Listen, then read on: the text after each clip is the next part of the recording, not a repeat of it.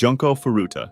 This is likely one of the worst cases of juvenile crime in history, known as the concrete-encased high school girl murder case, as the victim's body was discovered inside a concrete-filled drum. However, this is the least disturbing part of the whole event. On the evening of November 25, 1988, Junko Furuta was on her way home from her part-time job when she encountered Hiroshi Miyano and Shinji Minato, two teenage boys looking for girls to rob and do what can't be said on YouTube. Their plan was for Minato to knock her off her bicycle, allowing Miyano to step in, pretend to be her savior, and offer to walk her home. All of this was intended to gain her trust. However, after luring her to a nearby warehouse, Miyano revealed his true intentions, threatening Junko by claiming he was a member of the Yakuza and would spare her only if she obeyed his commands. After doing something inappropriate to her, he called his friend Ogura, who insisted that she should not be released, as he wanted to do the same. The next day, Junko was taken to a park where Miyano, Minato, Ogura, and another accomplice, Watanabe, were waiting to do what Miyano did the previous day. They told her they knew where she lived and warned that the Yakuza would kill her family if she attempted to escape. The group decided to confine her in Minato's house, where she would be held captive for 40 days. When her parents reported her missing, the captors forced Junko to call her mother 3 times, claiming she had run away but was safe and staying with friends. This was a manipulation meant to discourage further police investigation. While she was being held, Minato's parents were present in the house, so Junko was forced to pretend to be his girlfriend. However, when his parents realized what was happening, they still did nothing,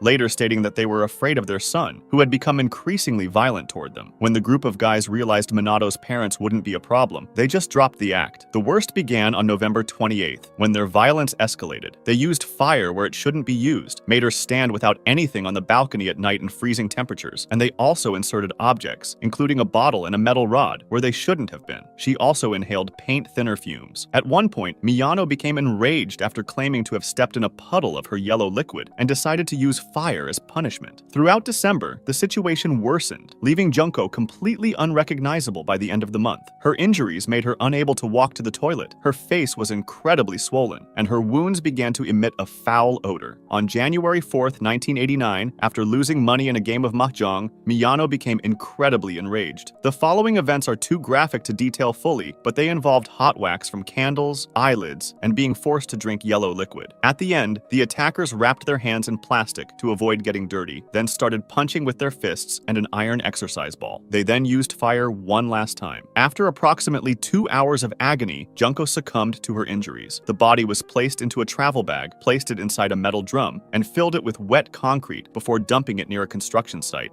Münster,